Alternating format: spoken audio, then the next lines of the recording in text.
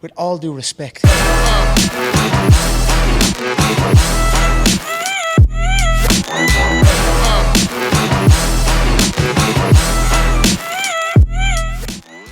Testosterone, so maybe they will.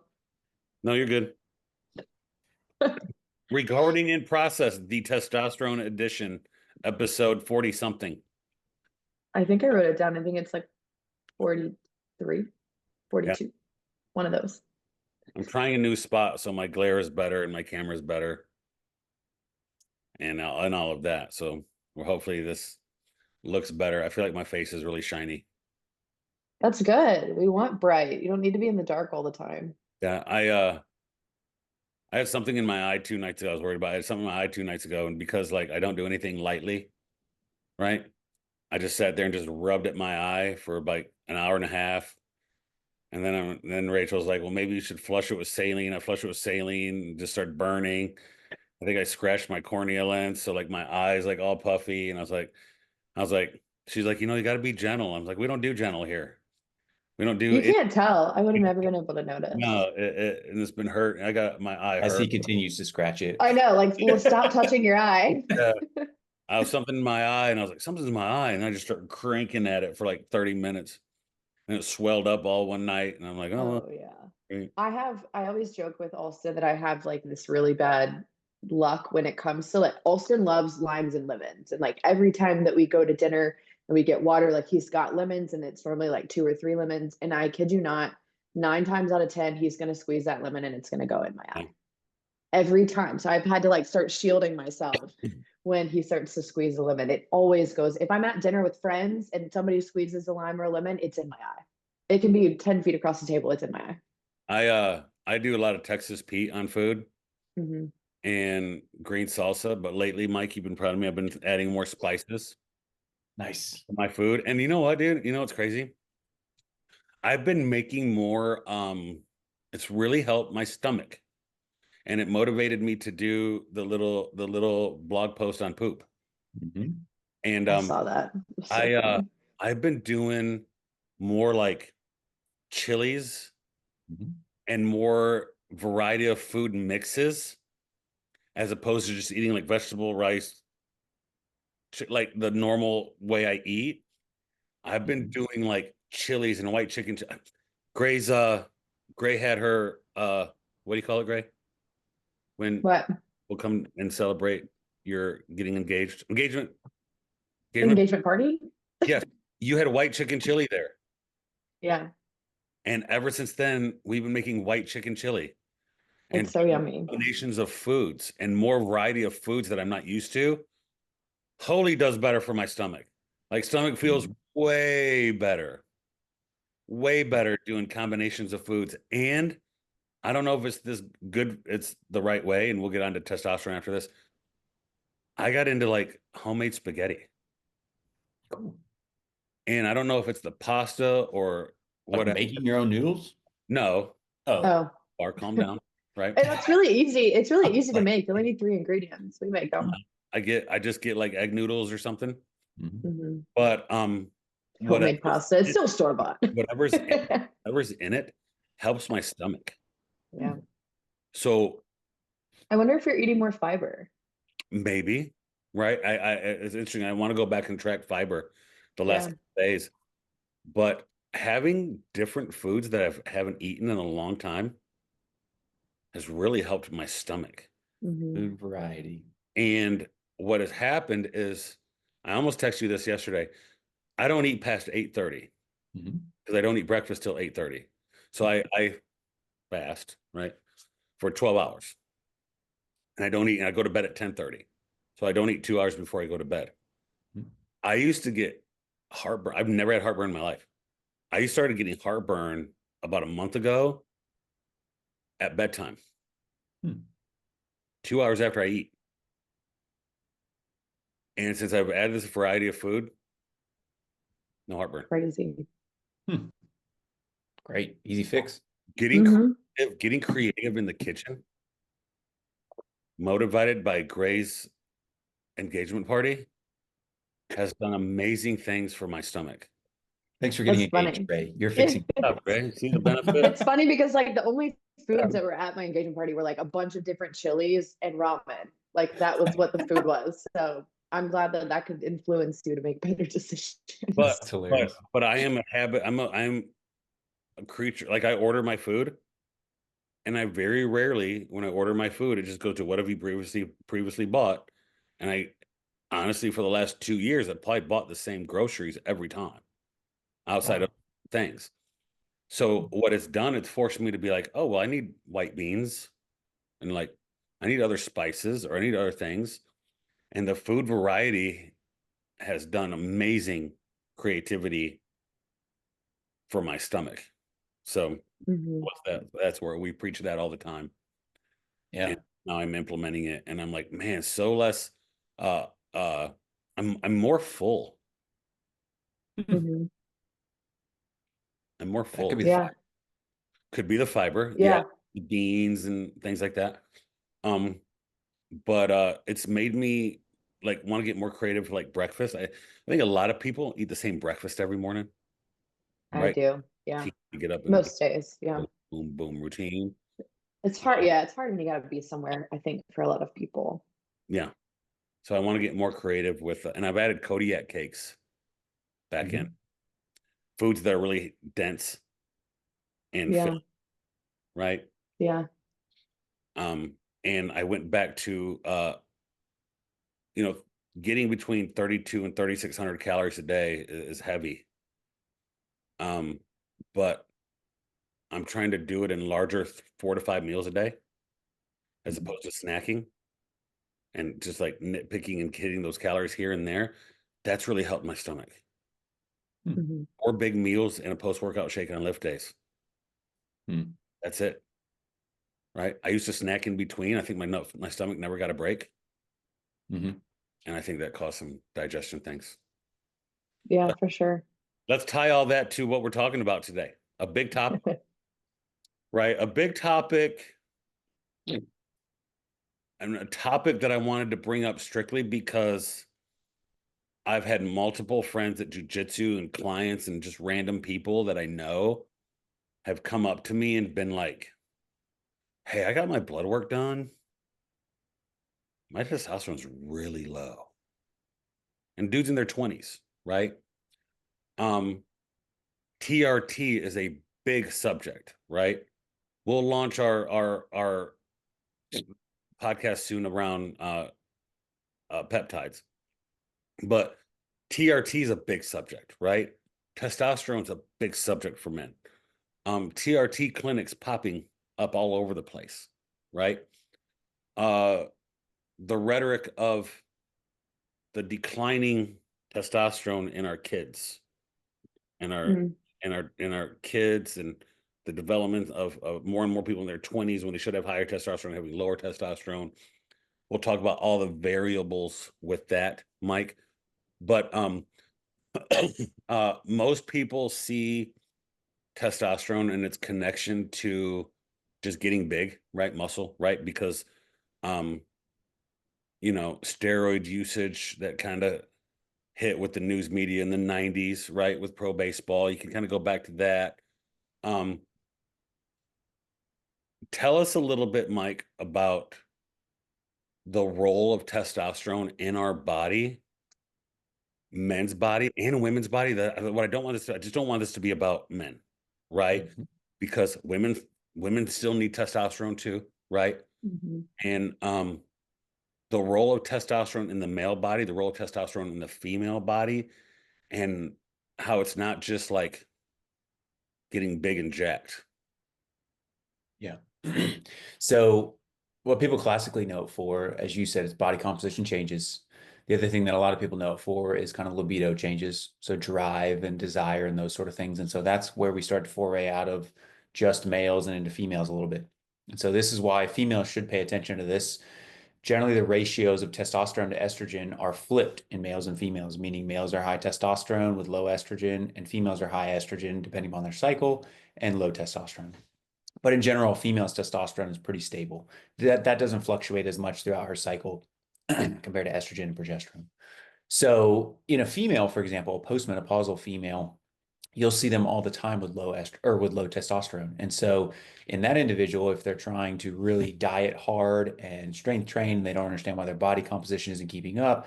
That would be a piece of the puzzle that, as a postmenopausal female, depending upon your medical history and your family history and all these sort of things, there's potentially a role for actually getting on testosterone and getting on a number of other bioidentical hormones. Now, for males, the one thing we want to be thinking about initially is what's the body composition like? So if you're a young male, like you said, in your 20s, and you have, let's say, lower than normal muscle mass, or the other thing that's kind of a tip off, if you have something called gynecomastia, which is this fatty deposition basically behind the nipples, like on the chest for males, if you can feel like a large amount of fatty tissue there, which normally there is some, but if you feel like there's a large amount and there's some inflammation and some swelling, that's a good indication that things are off with either high estrogen, low testosterone, or both. And so if you're a male and you have these sort of symptoms along with maybe low libido or really poor recovery from training, and let's say you go to a doctor or maybe you run your own testosterone and it's like 250, 260, 300, 350. If you're that low as a male in your 20s, you need a workup. Like you need a medical Real work. quick, what the level, like the Sorry, yeah. So the typical, and this is an interesting talking point, the typical reference range right now for testosterone is 300 to 800 for males. Off the top of my head, for females, I don't know it, but usually for males, it's 300 to 800. It used to be 250 to about 1140, roughly 5 to 10 years ago. And so recently, they have actually dropped that reference range and made it smaller. And you're seeing this take place over time. Even before the 1140 reference range, it used to go into the 1300s. And so as in general, males' testosterone levels are declining more and more each year, they're shortening that reference range. And so it's becoming more normal looking, quote unquote. There's less people outside of that reference range of normal. But as such, we're also just seeing globally the population level of testosterone going down. Which I want So to talk about in a little bit, but why would they shorten the range? If we want to promote like a higher testosterone in men, why would they make that range smaller? Like why would they almost tell you like, oh yeah, your testosterone is decreased, but it's fine. Does that make sense? yes, so there's probably some people who would go down the rabbit hole with that and say there's, things happening higher up that we want to actually drive more of a reduction in testosterone, given the association with aggression Mm. and push back against authority and those sort of things. Those would be people really far down the rabbit hole. The flip side is it's a money thing. that's me. I noticed Josh. No, I They know. want us to be less awesome. Yeah. Less So aggressive. yeah, so who knows whether or not that's actually a piece of the puzzle. Those in medicine, I will just tell you, none of that conversation is taking place. It's more of the rabbit hole discussion. But the bigger piece of that puzzle is potentially money Yeah. with insurance companies and whether or not these sort of markers get run. Interestingly enough, if you go on UpToDate, which is a reference for doctors or anybody in medicine, it tells you, I was just looking at it this week, it tells you do not run a testosterone level in a male who doesn't have any symptoms. And so I find that very interesting because number one, it's not expensive. And number two, as a male, wouldn't you want to know a baseline testosterone? Because let's say you get into your late 30s or your early 40s and you run a testosterone and it's super duper low. Well, when did that actually happen? If it's been low for 10 years and you've been 305 and the bottom end of that reference range is 300, you would want to know that to intervene. So to me, it's a little bit of an interesting piece to the puzzle, but if insurance is saying wait until he's symptomatic and then we'll test him, well, yeah, that's a money piece. And so that's how it is for most things in medicine. Wait until symptoms show up. Same thing with hypothyroidism, in females. I think that for things like that, though, for like testosterone and sometimes even for hypothyroidism, a lot of people don't even know that they're symptomatic, Right. which is, I think, where a huge issue lies is that people are like, oh, well, I don't feel amazing, but I don't feel like anything's wrong. And they Right. don't even like the conversation we have with sleep. It's like somebody doesn't even know how bad they're sleeping until they get a really good night of sleep. So I find that really twisted that they would just be like, oh, you got to wait till they have symptoms. And a lot of people too are told with aging, this is just how it goes. This is just the changes that the body undergoes. Yeah. And it's true, yes, as you age, things don't work as well globally across the board. But when you look at kind of the retrospective data, say 100 years ago, testosterone levels still declined, but not at the rate that they're declining now. and hypothyroidism was still present, but not at the rate it is now. Right. Autoimmune disease was not even close to the rate it is. So it's all of a relative decline in terms of the increase in the decrease, if that makes sense. Yeah, sure. So that would kind of be the first piece of the puzzle. But kind of circling back, like you said, Josh, if you've got this 20-year-old male that's got really low testosterone, or let's say you're a female and you've tried all the things. So you're well controlled with your calories. You understand exercise, you understand how to train, you understand recovery, but you just find that you're lacking in energy, which is a lot of people. Fatigue could be driven by thousands of things. So I'm not saying this is a one-stop shop, but let's say you're low energy, you're just low libido, you don't really have any drive, you have no motivation. And some people chalk this up as, okay, well, you're just depressed. Well, again, depression is diagnosed based on a scale, a questionnaire, essentially. How many of these questions do you say yes to? And then do you have these symptoms? Congratulations, you're depressed. That's the DSM-5. So that's where I kind of want to go back to objective data and what is this person's hormones? What is this person's cortisol? All of these sort of levels, which can be suggestive for why you may or may not be feeling the way you are. It's not diagnostic. So young male in his 20s and his testosterone is, let's say, 305. So he's quote unquote normal. From a medical standpoint, now what you need to rule out is, does this person have any prior history of traumatic brain injuries, which can definitely lower testosterone? Does this person have any sort of testicular trauma, which can definitely lower testosterone? And then does this person have any sort of even benign growth in their brain? And so that's where you need a medical workup, because if it's that low that soon, and let's say it wasn't low during childhood and you had normal development, we've kind of ruled out a lot of the genetic things that'll lower testosterone, but you need to rule out the medical things. So for example, you can have something called a varicocele, which is basically a varicose vein in one of the veins of the testes, and it can be present in up to 10% of the population asymptomatically, but it can also cause infertility because of the fact that it causes hypogonadism and low testosterone. So you don't necessarily know that. You're just living your life, but you're like, oh, I'm this young 20-year-old male and I have this terribly low testosterone. You got to get that ruled out. And that's just a simple, there's no blood test for it. It's just a simple physical screening. When you're going for your physical, your doctor can diagnose that and check it.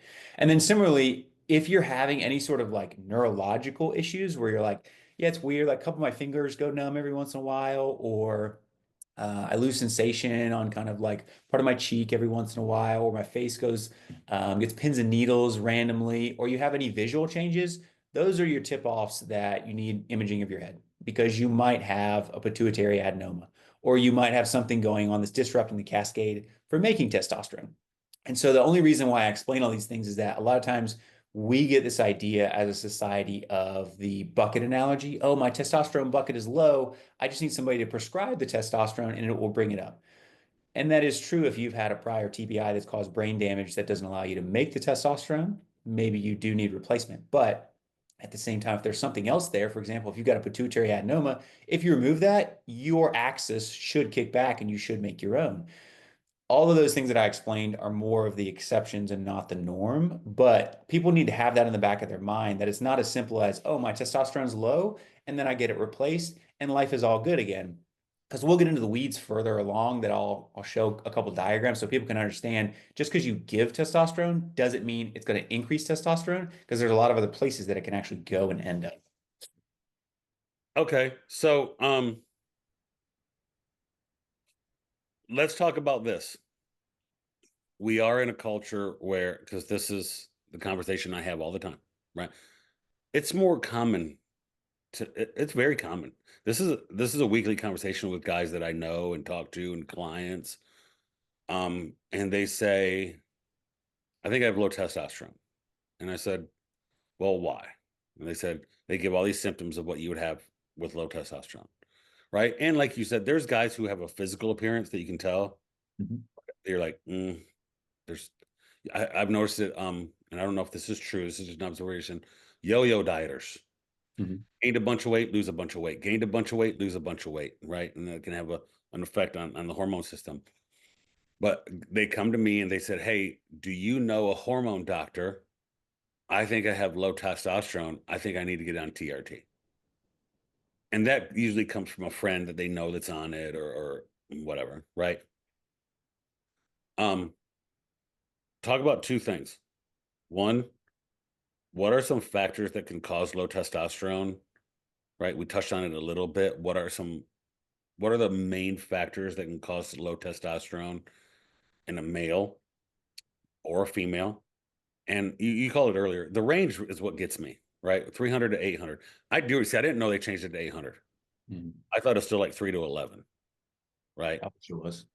Um, that range, like to have that large of a range, I mean, you could be 795 and 305. I promise you, there's a difference between 305 and 795. Mhm. Not even on the same planet, bro. Mhm. Like not even on the same universe of difference. What are some factors that can give a human being low testosterone? And what are the things we're doing first before we go, I need TRT? Mhm. I would say the three biggest ones that we'll probably run into, at least in the population that we're dealing with, is going to be number one, low intake of calories. So if you're a chronic dieter and you're always trying to lose weight, that will potentially cause malnutrition, so micronutrient deficiencies. Those will affect testosterone synthesis, but also low calories in general is a stressor, which also affects testosterone synthesis. So you've got kind of two pathways that you're turning on there, which is okay, provided you're not doing it for years and years and years endlessly. Or like you said, you're going up and down, which is then changing all of the feedback mechanisms with your hunger hormones, leptin and ghrelin, and then that's also changing insulin sensitivities and all these other things. So that would be the first one. The second one is adipose tissue. So adipose tissue or fat is inflammatory. And so we know there is a positive um, correlation with the higher the adipose tissue, the higher the inflammation that one has, because adipose tissue makes adipokines, which are immune messengers, chemical messengers that drive the inflammatory cascades up. And so when inflammation goes up, you will see a subsequent decrease in testosterone because those adipokines will cause the secretion of something known as interleukins, like IL-6, IL-10. These words get thrown around. Those interleukins will cause the elevation of things like CRP, C-reactive protein that's made in the liver. And that's something your doctor might test. So your CRP goes up when you have an infection or when you have some sort of like acute trauma. And it's part of just this inflammation cycle to help you heal. Well, adipose tissue is inflammatory all the time. So the more obese someone is, the more inflamed they are, just across the board, baseline. You can run those inflammatory markers, and in general, you will see them higher. And then along with that, that will lead to a subsequent decline in testosterone. And the third piece that we'll probably see is sleep deprivation. So there's a very classical study when they took 10 healthy males and they normally slept about 8 hours a night and they allowed them to sleep 5 hours a night for a week. And in that 1 week, they saw a 10 to 15% decline in testosterone across the board. Meaning that if you have a male, at least in the case of this study, that's healthy with no underlying pathology, and you drop his sleep by about, what is that, 30%, something like that, 35%, you're going to see a subsequent decline just in 1 week of 10 to 15% of testosterone. Now, the other piece of this puzzle that people don't like to talk about, because it does require you to actually do something about it, is sleep apnea. If you are a male with sleep apnea, you will crush your testosterone because that is the equivalent of being in a chokehold all night long in terms of your oxygen levels. So it's basically your brain's getting choked out to the point where you wake yourself up and then all of a sudden you reestablish your oxygen levels and then you fall back to sleep and then you start to get choked out again. And so you run through this cycle all night long. So what does that actually cause biochemically? Well, when your oxygen saturation is going down, down, down, your stress hormones are going to go up, up, up. And that's what actually wakes you up. And so you're running this stress roller coaster all night long.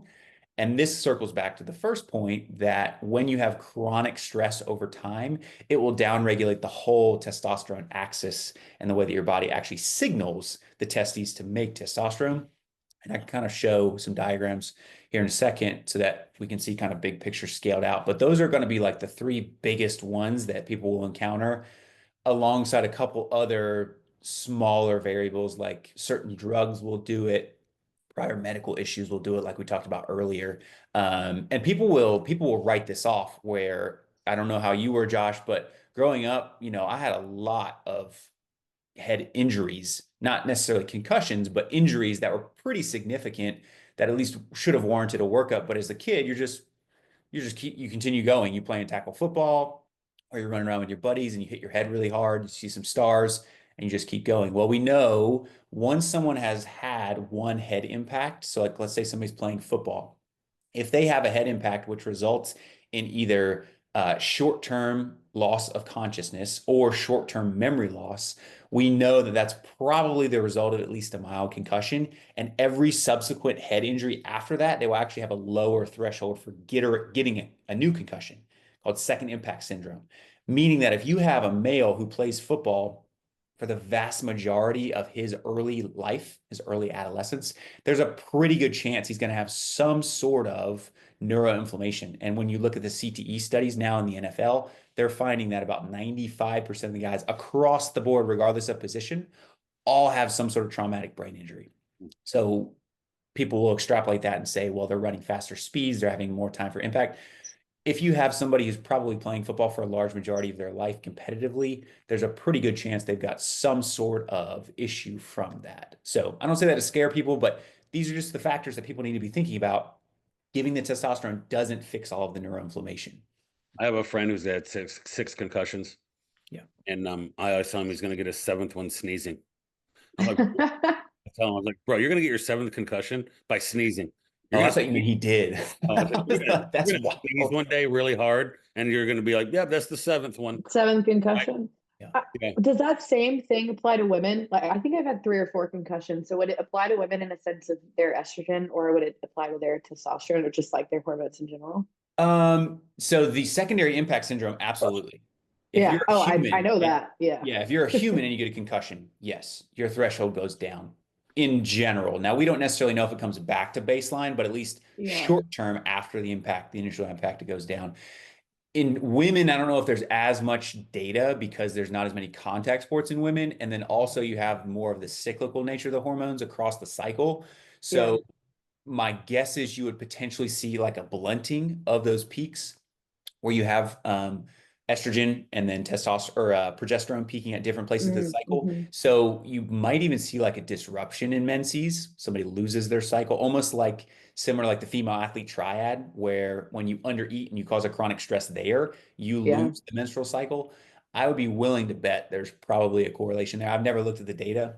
Yeah. Just from my hypothesis. I mean, obviously, like we know that a concussion would cause some kind of disruption, but I've never heard of it causing such a substantial disruption in people. So that's interesting. When we look at things that initially affect testosterone, you said, or in people, it's malnutrition, low calorie, constant dieting, which I've seen in myself. Yeah, for sure. I see that. I've experienced that truth, right? Poor sleep. And what was the other one? Poor sleep. Oh, obesity. And then I should add a fourth one. Okay. This is one you guys are going to run into: alcohol. Yes, that's what I was going to say. Yes. Oh, yes. I was like, where's alcohol in that one? Let me drop this up here real quick. Marijuana usage, there's a connection to. Yes, I should put that up there. Let me put this in here real quick, just so you guys can see it. Ooh, we got charts. Yeah, so this will help explain it. Ignore this one back here. We'll get to this in a second, but this is what happens with a concussion. Basically, at the level of the brain, you're down-regulating the signaling, which will then eventually down-regulate your own production in these cells in the testes. Yeah. And then subsequently, you're also going to down-regulate production of sperm. So this kind of ties into the whole conversation of when somebody is lower testosterone, they will probably also be more infertile because the actual signaling mechanism from the brain, it causes the secretion of both these things, which causes testosterone production and sperm production together. So when one goes down, usually you'll see the other one go down. Okay. But with alcohol and with marijuana, the big thing you want to be aware of is testosterone can convert into estrogen. And this is why, as a male, if you get a testosterone replacement as an obese male, you will likely overconvert a lot of that into estrogen. And this is because of this enzyme aromatase. So aromatase is upregulated with lack of sleep, chronic stress, insulin insensitivity, alcohol, marijuana, and also certain medications will do it. And so if someone is already overweight, and if someone is drinking a lot of alcohol and they're like, oh, my testosterone's low, I just want to get on TRT, and that'll fix it. The truth is, it's not going to fix it because you will likely push most of that, or at least some of that testosterone down this pathway, aromatize it, meaning you will actually convert it into estrogen. You will change the biochemical structure of that hormone, and then your estrogen is going to start to go up. What Mm. does that look like in a male? You're more emotional. All of a sudden, you can't figure out why you're crying during the Hallmark commercials. Now you don't really want to have sex with your wife. All of these things are because of the interplay in testosterone and estrogen. So Is this, sorry, is this just for obese men, or could this be any man that has an irregular consumption of alcohol?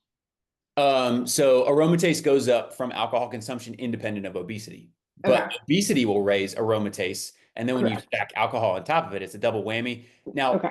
keep in mind, this pathway is in the testes in males, but this pathway also takes place in females. So females also will make GnRH from the hypothalamus, which will kick out LH from the anterior pituitary, and they'll make testosterone somewhere else. So when we're looking at this graph, people will say, or women will say, ah, that's the males. I can see the testes over here. Women have the exact same mechanism, and women also have aromatase. And so Mhm.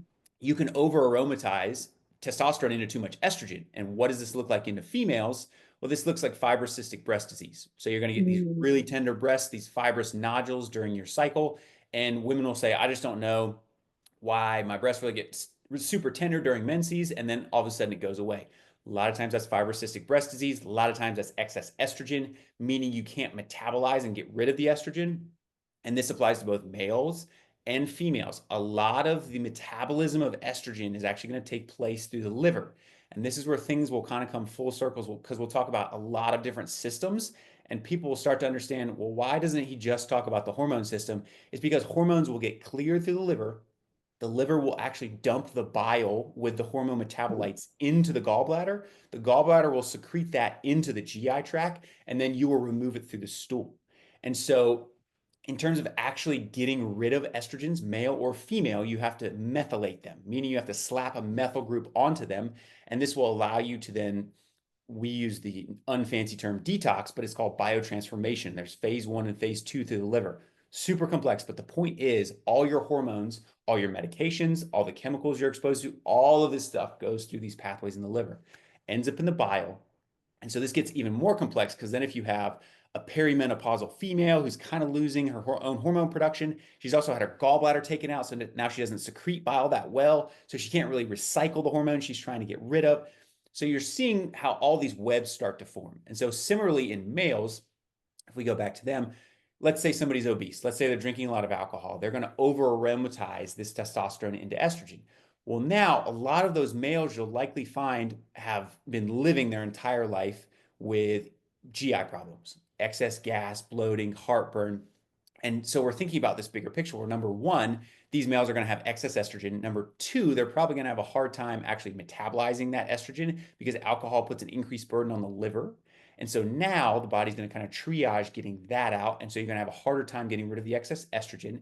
And then thirdly, if this male is not conjugating, or basically you can think of it like packaging up that hormone via the liver and then into the gallbladder and then excreting it well in the bile, then you're likely going to find that male is having a hard time getting rid of estrogen. And so there's a third piece of this puzzle in males. It's called the gelding theory, and it's gut endotoxemia leading to a reduction in gonadal function. And that's what gelding stands for. It's basically the idea that when someone has excess permeability in their GI tract, what we call leaky gut, it will allow the leaking of endotoxins into the bloodstream, which will cause inflammation, which will lead to a low level chronic stress response. And this whole cycle will kick off again. So that being said, this is why people need to understand kind of the bigger picture of it starts in the brain, goes down to the testes, but then it also has to go through the liver, into the gallbladder, and then out the GI tract. If any of those pieces get slowed down or get messed up via medical intervention or lack of intervention, or medical history, or any of these other things, or a lack of, let's say, um, sometimes now people are starting to talk about this gene MTHFR. And so have you guys heard about that, MTHFR? Mm-mm. Okay, well, it's becoming more popular, but anyways, it's this genetic issue where you don't methylate well. And someone it's very common actually. But if someone has this copy of MTHFR, they don't methylate well. So again, you stack this on top of the alcohol, the excess estrogen getting put on TRT, and now you have this huge web of somebody who can't understand why for 3 months they felt really good on TRT, and now all of a sudden they feel even worse. And these are all the things spinning in the background. So you bring up a topic when we start talking about marijuana, lack of sleep. Just that description right there. We have a phenomena in our medicine practicing, just like we're seeing with GLP-1s, because I have clients on GLP-1s, I have clients on testosterone. Is you got to understand that you have to do your part, right? People that I have had on GLP-1s that curb their appetite, start exercising, start increasing protein, start doing their part, they do well. People that expect to get on GLP-1s and like magically all of a sudden start exercising and eating better and sleeping better and doing, no, it's not going to work. It's not, you have to do your part, right? Lifestyle changes. So what happens with the testosterone too is I've had friends that go on, they have low T, so doctor hits them with TRT right off the rip, right? And it's usually what they want, right? But after about 3 months, they'll go get checked and they'll go, it's just not moving the needle. I need more, right? I don't need 100 milligrams of Deca or of Cypionate a week. I need 150. I need 200, right? All in all, they're not doing their part. They're not exercising. They're not sleeping. They're still drinking. They're still smoking, right? But what they don't get the education on, and this is the purpose of this podcast for me, they don't get the education, just like we put people on GLP-1s and we don't give them the education on diet and exercise and all the things they need to do to increase it. We throw people on TRT and we don't give them the education of, guess what? You probably need to lift. You probably need to sleep better. You probably need to improve your diet. You probably need to quit smoking freaking weed. Alcohol to me is the biggest mover I've seen anecdotally with people, right? They don't get it. So what happens when they don't get the spike in testosterone? Maybe they go 305 to 505, right? And they want to be 750. They think, doctor didn't give me enough. I need more. Now we're dealing with a whole different issue, right? Because I have a friend that's 27 and no lifestyle factors are big. He got on TRT that he hasn't told me any of these life, like he didn't say, hey, I'm drinking and smoking all the time. He's like, yeah, I'm doing everything right. And he's like, hey, me and my fiance one day want to have kids. I go, that's gotta be a factor in your decision here, right? So I guess one of the main purposes of this is, and I've had a client naturally drive their testosterone up 200 points before TRT, right? 200 point increase, like a 4 to a 620, right? By lifting, increasing protein, improving their sleep, quit drinking. I don't know if they ever smoked, but quit drinking, complete lifestyle change, and bumped 400 to like 620 in 6 months, right? And then at that point, he still got on TRT and his body's like, he's at like 800 now, 900, right? So 300 or 400 to 600 to like 900. I mean, he looks phenomenal. Like it's changed, right? And he's like in his 50s. I just wanted this to be a conversation too around like, you have to do your part here. Because I've come to you with a lot of people who have been like, Mike, they want to get on TRT. Great. But what are you doing in your lifestyle to improve that? Or are you just looking for that blast of testosterone cypionate once a week? Because you don't. I think the other thing that like people don't really consider is they're like, oh, I just want to get on tests. There's like no side effects. In general, it's lower side effects considered compared to other options. But there is some cardiovascular risk. There is some risk in terms of the prostate. There is some risk in terms of certain types of cancers. So it isn't risk free. But the other thing we need to be thinking about is A lot of that's dose dependent, right? From my understanding, Absolutely. dose Absolutely. dependent. Yeah, 100 milligrams of cypionate a week versus 250 is going to have a big change in those risk factors. it's a Right. relative risk. Okay. All right. Absolutely. But the other thing we need to be thinking about is how does the body make testosterone? It's a diurnal hormone, meaning it's not high all the time.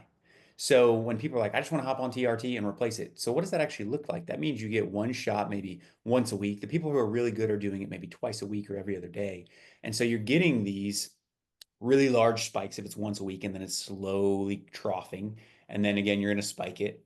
So, number one, the actual influx of testosterone doesn't really mimic the circadian piece where it's highest in the morning and then lowest at night, drops off That's what I about was going to ask you. It's like cortisol, where depending on when you test it. right. So, this would kind of be the first piece that people want to be aware of. You need to test testosterone between 8 and 10 a.m. So, if you're testing it at 4 in the afternoon, you're like, oh, I'm hypogonadal. I don't have any testosterone. It's super low. Well, your testosterone can fluctuate 30% by that point. Oh, wow. It's probably closer to 7 p.m., a little bit later. But even still, if it drops off 25% and your testosterone is only 500, well, that's a pretty big drop. Now you're sitting in the fours, the high threes. So that's the first piece. It's got to be between 8 and 10 a.m. and it's got to be fasted. Glucose lowers testosterone transiently. That's okay. That should normally happen in a postprandial state. But if you've eaten and now you're getting your testosterone run at 1 p.m. because you're like, oh, I can only go on my lunch break and get my labs. All right, well, you might bump yourself by 20 or 30% just because of that. And so then all of a sudden you're like, I need testosterone. That's the reason why I'm X, Y, or Z. Everybody wants to write off, because testosterone does so many things, all their symptoms under one thing. And it's never, ever one thing. And so that's where people need to kind of start with making sure that they're doing the right testing at the right time.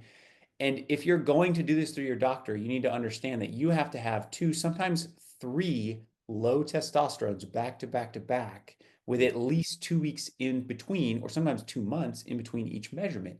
That could be up to 6 months before your doctor will actually give you testosterone. So in terms of, well, what do I do? What am I supposed to do about this? The answer isn't always wait for the testosterone. Sometimes it is, and sometimes that does help, like you said in your friend. But there's 1,000 other things that you have direct control of right now that we know will actually raise testosterone. And those are not supplements. I'm talking about things that you have to do, not take.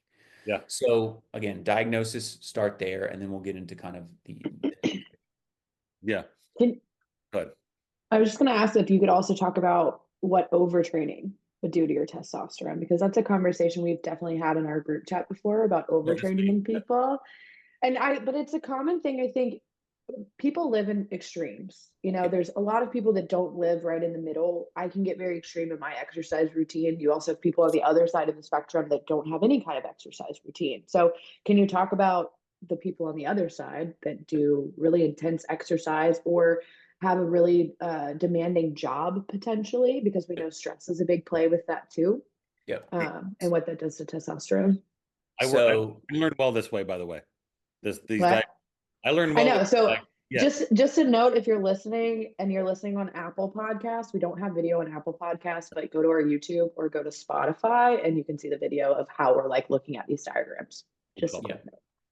So essentially, big picture here, big picture. People are like, well, I just want more testosterone. People need to understand testosterone is made from cholesterol. So whenever people are, oh, cholesterol is so bad, it's linked with this or it's linked with that. Again, cholesterol is the backbone for all of your sex hormones. And then keep in mind at the bottom here, cholesterol is the backbone for cortisol. And so you make all of these things from cholesterol. Now, Clean Efforting has a huge seminar just on what you just said. Yep. Cholesterol. Yeah, we could do another 2 or 3 hours on this. Oh, yeah. But the key takeaway people need to also understand is that cholesterol is not totally from what you eat. Only about 20% of this cholesterol is from ingested cholesterol. Your liver makes the vast majority of all the cholesterol in your body, 75 to 80%. So that being said, if somebody has high cholesterol and low TRT, what is that sort of picture? Cholesterol goes up sometimes in inflammatory states. And so we're starting to now fit the picture of middle-aged male. Maybe he trains way too hard. He's the weekend warrior. He's got on a statin, which is now supposed to lower his cholesterol, but he's probably a little bit inflamed. Maybe he's got some sleep apnea. He likes to drink on the weekend. You start to see this picture of this person that we're painting who doesn't really recover well, trains probably way too hard. All those other cycles are spinning now in the background. And now we're potentially starting to lower his backbone of all this sex hormone production. So if somebody's overtraining, this is really kind of the piece that we want to focus on, because when you basically turn cholesterol into the next part is pregnenolone, and that pregnenolone can either go and affect sodium regulation via something called aldosterone in the kidneys, or it can eventually be made into cortisol, which is what everybody knows. Well, the flip side to cortisol is the inactive, which is cortisone, or people are kind of familiar with cortisone shots. And so when you're starting to get into this overtraining discussion, this is really what we're thinking about. Cortisol, adrenaline, excess adrenaline, sympathetic nervous system. And so you're starting to really chew up this. And so as you start to really chew up this side of the diagram in terms of you're chewing up your raw materials to make other things, because you are pushing up stress hormones all the time, you start to potentially see a downregulation, at least tissue-specific downregulation of things like pregnenolone. And so in the adrenals, this will start to go down. And so then you won't be able to make as much of the stress hormones, and you'll see potentially more of a flatlined cortisol in these people. And so they'll just be unmotivated. This potentially even correlates with depressive states where people feel like they can't get out of bed. They're slow to rise. They need caffeine to function. And so because of that, you are essentially seeing they're entering into this kind of maladaptive stage, which we call overtraining. But the point is the body is running out of resources to meet the demands of the stressor that are continuous. And so either the stressor has to go down or you have to backfill those nutrients. And so some people will then give pregnenolone, some people will give DHEA. I am not at all suggesting people should take these because they are hormonal precursors and you can really screw things up if you don't know where you're at from a baseline standpoint and you start throwing them in. So we immediately default to, I want to fix this by taking something versus seeing it as, hey, my body is intentionally down-regulating things to slow me down because I am doing too much and the stressor is too high for too long. So from kind of like a scaled out 60,000 foot view, that's essentially what's taking place. You're pushing this pathway way too hard because as adrenaline goes up when you're training, cortisol is like trickling in slowly. So adrenaline stays high. And then as adrenaline drops, cortisol comes in, and that's where you get the anti-inflammatory effects of cortisol. And so if it stays too high for too long, all right, now we start to break down muscle. Now we start to break down bone. But in the interim, its main goal is to bring down inflammation. And so as you're starting to use that up, now all of a sudden you might see a person who they're like, oh yeah, dude, I've been dealing with this chronic shoulder tendonitis, as they call it, or I've been dealing with, this tennis elbow for 8 months, for 12 months. Well, yeah, you don't have the necessary cell signaling to actually complete that anti-inflammatory cycle of inflammation, proliferation of new cells, and then remodeling with the existing tissue. We talked about this on another podcast. That's the cell cycle your body has to go through. So if you can't even get into stage one, because when you stay inflamed all the time, your body then downregulates the sensitivity to cortisol because it doesn't want the excess muscle breakdown and the excess bone breakdown. So now we're even getting into tons of other conversations, but the big picture is you're pushing on that pathway for far too long. And so as such, you're not going to go down this pathway anymore. And this is why women will lose their cycle. And this is why men will start to lose muscle mass and they can't adapt to training and they don't get stronger because you can either make sex hormones or you can make stress hormones. You pick. Really? In general. It's not that as black and white as that. It's not that black and white. I throw out these sound bites sometimes and people are like, well, but what about the guy in war whose testosterone is normal, but he's getting shot at his cortisol? Yeah, we can make up things that are crazy all day long. But in general, your body. In general, if you're chronically stressed, your sex hormones will go down. Or if you're chronically inflamed. Yes, there's a really good book. Josh, Adrienne Wilson. She gave me this book way back when I was at Athletes Arena called Why Zebras Don't Get Ulcers. And it's a kind of a layman's read for how stress affects all the different biological systems. But the point is, think about biology in the wild. Don't think about humans. So when do animals want to procreate and eat and digest? when they're not getting chased by the thing that's higher up in the food chain. Well, we humans, the things that are chasing us right now are our inbox, commuter traffic, road rage, social media, the endless need for validation from our peers through social media. All of those things, nobody really thinks about it. Those are all stressors. They're just psychological stressors, but your body isn't differentiating between the stress response for a physical or a psychological stressor. Do you think you could draw as a connection between screen time and testosterone in young teenagers? Oh yeah, the data's already out there. What's Yeah, for sure. For Yep. sure. And So and if the biggest thing would be extreme positive correlation between screen time usage and depression and anxiety. It's almost a one-to-one Mhm. correlation. So I the more got screen Yeah. time you have, the I more got the depression and anxiety. anxious generation book. Mhm. Book called Anxious Generation. Um, my at my school, the head of the middle school gave it to every teacher. Good. I saw someone talk about it, and she told me to read it. She's like, "You got to read it." So I have that. Have you guys ever seen the memes of the person staring down the stairs, and the meme says, "All the books I haven't read staring at me while I buy another book." Yeah. Everybody asks me like what the books next I'm reading, and I'm like, dude, I have this ridiculous line of books I haven't read, and then something will pique my interest. And not only that, I'll quit reading one and jump into the next one. So now I have 2 books. And I honestly right now have markers in 3 books. I I don't know, bro. Like it's I'm good for you. I'm Reading's good I'm, for for- you. I'm 48 years old. I'm done trying to figure out why. Right. I just know that I'm in the process of 3 books right now. Yeah. Um, but the anxious generation is one that's next for me. Um, and that's why I was asking about screen time in teenagers, because there is a lot of talk right now in the decrease of testosterone levels in our young boys. Mhm. Right, Mhm. our young boys aren't making the amount of testosterone, and I think that chronic inflammation, lack of activity, processed foods, screen Mhm. Yeah, now you're even getting into like a little bit of a touchy subject, but the thing to really think time. about, is the amount of IVF usage that's going on now. And the only reason I bring this up is What is that? in vitro fertilization. Oh, So it's basically like a couple can't get pregnant. And They do so IVF now, or IUF. yeah, IUF, or Mhm. sorry, IUI, IVF. Or uh, yeah, IUI. Yeah, yeah. They are a variety of different means that now medicine can use to help couples get pregnant that are Mhm. potentially infertile in normal reproduction. But the interesting piece of this conversation is from like a genetic evolutionary perspective, you are now passing on genes, which children are wonderful. Let me say that to start this conversation. But you are now passing on genes in 2 individuals from a gene pool that hypothetically would not have been able to pass on their genes and their gene mutations to children naturally.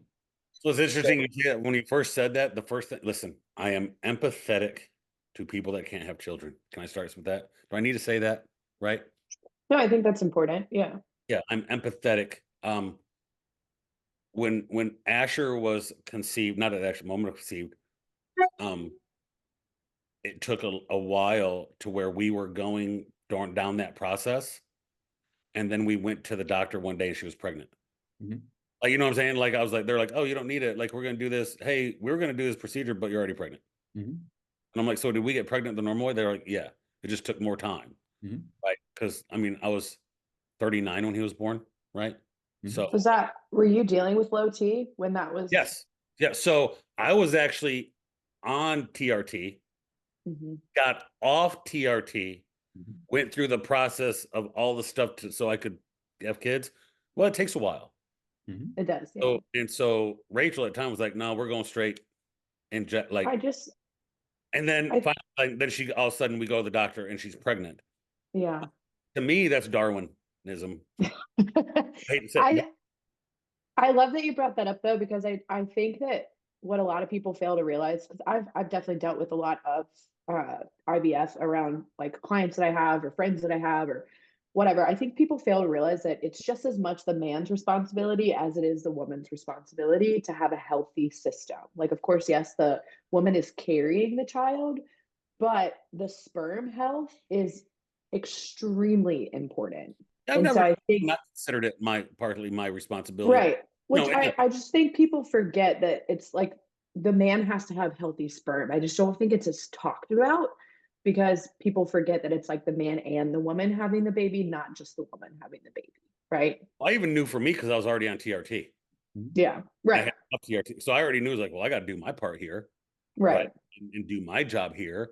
So I even felt more of a responsibility. of Right? course. Because it's not 1800s where it's like the girl didn't take and we need to have 5 boys, right? Like she doesn't have she's a failure of a mother because she didn't have a boy, right? But go back to what you were saying, sensitive topic, because now Yeah, you're passing on the gene. Is that a sensitive topic right now, or is it just in general, or is it how? yeah, no, it is. So the only reason why I bring this up is the idea of why are our children's hormones changing so quickly, and this is potentially one hypothesis. So I preface that because I know it is a very gentle subject and a very sensitive subject, and I am not against IVF and I'm not against IUI, and I'm all for people getting pregnant in whatever method allows them to have children if they want children. All for that. My only point in bringing this up is that now the other side to this conversation is potentially in those offspring and their subsequent offspring, it will maybe be harder and harder and harder for them to have children because of the genes and the genetic mutations that were passed on in this artificial way of creating new life. So that's kind of the first potential hypothesis. The second one is endocrine disrupting chemicals. And so these Mhm. are all throughout the environment. There's tons and tons and tons of data now showing they result in a reduction in not only circulating hormones, but a reduction then in the secondary sex characteristics in children, meaning that the development of the genitalia and the normal secondary sex characteristics that we associate with males and females, those are then subsequently lowered because the sex hormones are lower. And then we also know that the actual exposure in the womb to sex hormones now has decreased. And so here's a fun little thing that you can do as males. The distance between your index finger and your middle finger, in general, the larger that distance, the more time you had to exposure in the womb of testosterone. And so that's just one little marker that they have. I feel good with mine. I'm confident there. And again, I'm not suggesting that, Just oh, you kidding. know, my gap between my fingers is bigger, so I'm more testosterone. I'm not suggesting that at all. My point is that this is an example of a secondary sex characteristic that we typically are associating with more exposure to testosterone in the womb. And so that there's tons of secondary sex characteristics. That's just a fun little example that I presented. So those are two huge ones. And the third one is, again, why are children's hormones more, or why are children's hormones lower now or more dysregulated? Why are women getting menses earlier? Yeah. Females are getting menses as early as 8 and 9 years old. Mhm. Well, yeah, you've got this huge array of things that we've talked about on all the other podcasts in terms of environmental exposures, things that kids are ingesting, things that parents are bringing into the home and they don't even realize they're affecting hormones. You see the feedback when I remember recently I asked you, like, Mike, what are 5 things people can do at the house real quick, right? And you named the 5, and I sat on it and looked at it, and then I screenshot it and posted it. I had so many people reply back. I've done that. I've done that. I need to do that. Oh, one woman said she noticed a difference in her cycle and discomfort and pain in her cycle, Mhm. taking out all of those things, right? Environmental disruptors here, I think, is a huge factor with young children and hormones. Absolutely. Absolutely. Do you think, Mike, if people, people that are dealing with infertility, if they were to change their stress, their sleep, their workouts, their EDCs, any of those things, do you think that most couples would not need IVF if that were the case? I don't want to speak in generalization, so I wouldn't say most. I would say there's a potential that some could see a change. Good answer. Which I just want to ask because I know we have this habit in our country and probably globally of relying on medicine, which again, there's nothing wrong with that. We do need medicine. And like you said, IVF and IUI are a miracle for a lot of people. But I also want to push so heavily whenever we talk about health that like there are things that you should and could be doing in order to have a better outcome, not only for pregnancy, but also for your life, right? For your quality of life. There We is a are, likelihood that it may improve your chances over time. Yeah. we Yeah. are a culture of impatience, and we want the Amazon Sure. Prime for everything. And so my general rule of thumb is if someone wants to get pregnant, if a couple wants to get pregnant, your timeline for even considering starting to try to get pregnant is 12 months, and it starts now.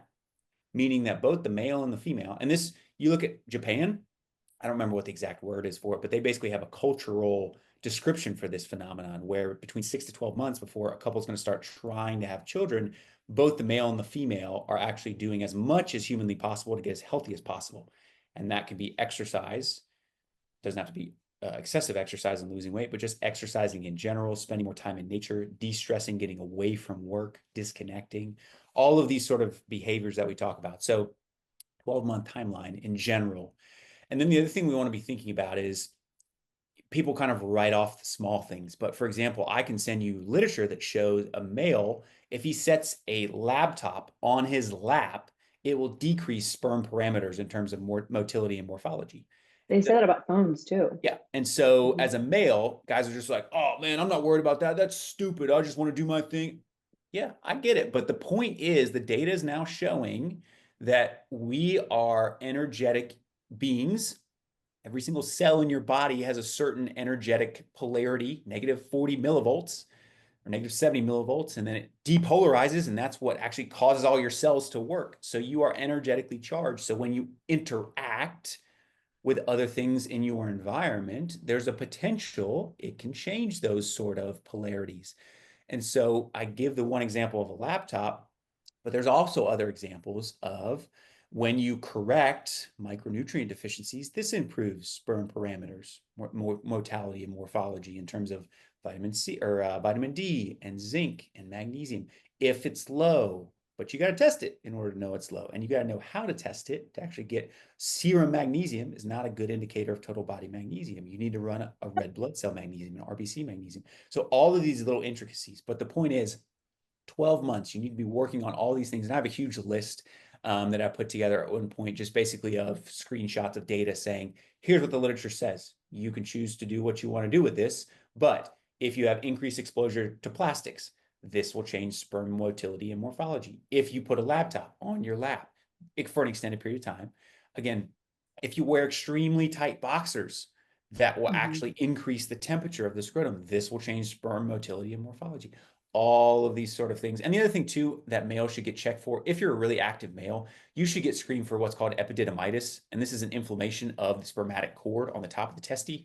And if you're getting this kind of like lower inguinal, lower pelvic abdominal pain, especially when you're jumping, you're riding a bike, you're doing any sort of these really active things in the gym, it's probably because the testes don't have enough support. And so as they get that cord gets pulled, it will get inflamed. Sometimes anti-inflammatories will take that down. Sometimes you need a little bit of antibiotics. But in general, that can change sperm motility and morphology. A lot of guys have it in primary care. I screened tons of people. I would do a little palpation in the lower quadrants, and they'd be like, ooh, that radiates down to my testes and that hurts. You have epididymitis and you didn't know it. Lots of people do. It's benign. Varicocele causes infertility. So this is all coming full circle, but these are all the things that need to get screened.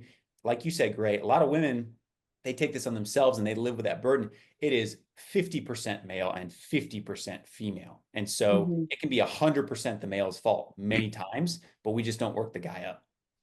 Yeah. Yeah. Man, that's all of that ties together, right? Production, testosterone, infertility. That's what people forget too, right? They forget that so many things are interconnected. Everything is connected.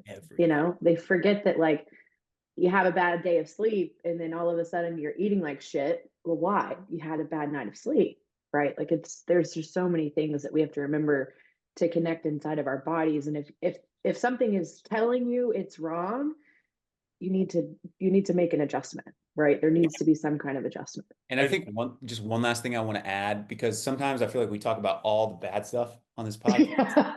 The number one thing I would want anybody to take away from ever listening to anything I say is do not live a life in fear of what your body could be messing up.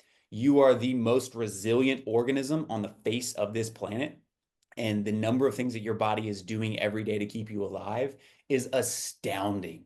So yes, there are tons of things that you should be aware of to improve your health, but do not live your life in fear of all the possible little things that could be going wrong and all the things you need to fix, because that fear stress cycle could be more deleterious than just the current life you're living. Yeah. You are extremely resilient. Thrive on that resiliency and focus on all the things you can do to contribute more to that, but don't live a life in fear. You've said Right. that, or I've sent you stories of guys or people or clients or things that I've sent you, and you've replied back. You go, the body is incredibly resilient, right? It It's is amazing. focused on performing a task, which is staying alive. The body is really good at that over years of doing it. I think my most important thing I wanted to get from this for the guys listening is you have a responsibility outside of just going to the doc in the box, who you know is going to give you test. Listen, I'm in the lifting culture and the jujitsu culture. Okay. They all know where to go. They all know to go to what clinic. Mm-hmm. I've heard conversations of dudes go, yeah, man, I got hammered and didn't sleep for 3 days before I went and got my TRT, my testosterone levels checked, because I know it would bottom it out and I'd get a prescription. Right. You have a responsibility to do all the other things. The quick fix is not always the GLP or the testosterone shot or whatever, right? I wanted that to be part of it, but it's not in our brain, right? I can promise you, if I sat with two people and said, "Hey guys, you can go to a doctor, get 200 milligrams of Cypionate a week, right off the rip. Here's how you flunk it. Here's how you get it. Go do it." Or we can go through this 6-month process that'll be better for you probably in the long run. I promise you they're going to go do the quick one, right? Mm-hmm. I just want people to know the repercussions of those behaviors, that you can do something about it. I am still amazed at the amount of people that get on a GLP-1 and refuse to get off their fat ass. Sorry. That's Right. all what we always talk about, like we were saying earlier. Like there's I more major things I've to lost work on. some of that, to the point where if you're a guy and you feel like crap and you have low T, you got to do something about it, right? One simple thing that's coming back. I told you guys I showed the Zach Bush video on food farming again. Mm-hmm. And then I watched another one that he did around endocrine disruptors in our environment. You know, the chronic thing he said everything comes down to? Like he narrowed it everything down to one thing across the board: inflammation. He tracked everything down to the root cause. And I think he said all the way down to the sore on your foot to the cancer in your body is inflammation. And that really struck something with me. I think I deal with inflammation due to overtraining, right? My nervous system suffers due to overtraining and inflammation, to the point that my body, just we're talking about being resilient. I really think that my body a week ago made me sick, where I was out 4 days from really working out. I ended up being out 9 days from lifting and 7 days from doing jujitsu, focusing on sleep, didn't exercise, sat on the couch, hydrated, did things that I felt by the 5th day, I was having the highest readiness and the highest sleep scores I've ever had. Mm-hmm. Day 5, 6, 7, and like 8 and 9 were like unbelievable best sleep scores I've ever had. I never stretched in that moment. I never stretched that whole time. I went to do my mobility and had a drastic change in mobility, strictly because the answer isn't always stressing, it's suppressing my nervous system. Because mobility, people forget the connection between your nervous system and the way you move, Oh right? yeah. And My jujitsu was better. My lifting was better. My sleep was better. Everything was better across the board, from joint pain to movement, strictly because I think I took 7 to 10 days and addressed my sickness, my inflammation, my recovery, my sleep, to the point where, like, I really think that I am going to start planning 7 days of nothing, with especially as I get older, because I've had my default mechanism is I need to do a little bit more mobility, more bike, more warm up, more this. When in actuality, what I probably need is more calories, more sleep, and more nothing. All the way, 100%. all the way down to addressing inflammation. I'm I talking think squatting better, rolling better, lifting better, sleeping better. I Yeah. actually sent your sleep scores to a client because she got really sick and she was stressing. She would text me like every day. I can't get my workouts in. Like I'm sick, like yada yada. And I was like, I want you to look at Josh's sleep scores from from prior to getting sick, Yeah. trying to work out, Mm. to not working out and getting over his sickness. And she was like, wow. Yeah, my That's 2 days of insane. being sick, my aura ring basically, like, when I linked It to exploded. my aura ring was like, "You're dying, bro. Like, plan your funeral. Something's going on. You're dead." Right? So, That's for what that's worth to people, That's how I always look at sickness, though. It's like my body is literally telling me that I need to stop, relax, and get well. That's it. Every time I get sick. And I think in regards to your inflammation point with Dr. Bush, like his stuff, but a lot of people I think listen to that and they will say, "Oh, it's inflammation. See, I knew it. I can just take any anti-inflammatory, anything from we can oh talk yeah, yeah, about yeah. No. ibuprofen to curcumin." Not But talking about that. but the takeaway is that inflammation is a reaction, not a cause. And so when Okay. someone sees it in that light, then they're thinking about, yeah, okay, I may be inflamed, but why? Am I chronically insulin insensitive and I have metabolic disease? Am I being exposed to something that's driving up that CRP, that C-reactive protein that's causing inflammation? Because again, inflammation is just the immune system's way of hunting, seeking, killing, and then repairing. That's all it is. It can be dead, injured tissue, or it can be a pathogen, or it can be your inbox from work, whatever the thing is that's causing inflammation. So I just want people to take that away as inflammation is a reaction. It's not a cause of something. And so when you start seeing that, then it's like, okay, now we have to go figure out what I'm reacting to. Yeah. Mhm. Well, hey, that's a good podcast. Yeah, loved it. Covered It's what we awesome. need to talk about. I really appreciate I learned that way from the diagrams, by the way. Right? Yeah, 100%. Awesome. See it. So, hey, I appreciate you guys being on. Appreciate your knowledge, Mike. Thanks, Josh. With all due respect.